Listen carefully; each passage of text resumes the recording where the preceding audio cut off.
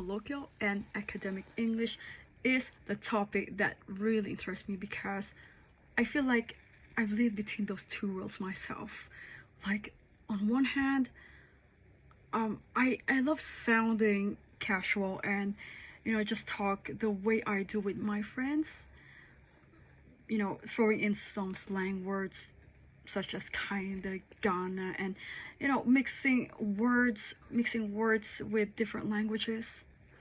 It feels natural, just like breathing. But then there's this whole side where I have to change gear and speak or write in a polished, structured academic way.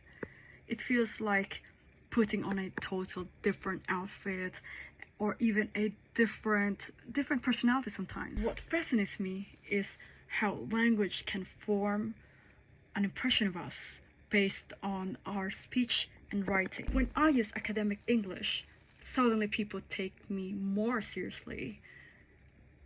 Even if I say something super basic. If I say something casually, like I would do in everyday conversation, it might come across as less smart, even if the idea is actually deeper. Well, that kind of power that language has, just how changing the tone or word choice can shape how people judge you.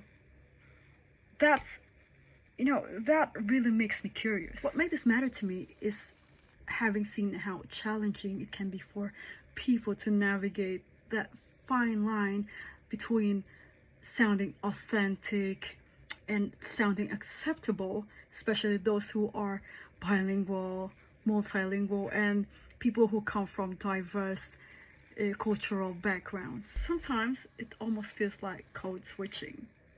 Like you go into a classroom or a job interview and you have to leave your natural way of speaking at the door. That's tough because your informal voice is part of who you are. At the same time, I get why academic English exists.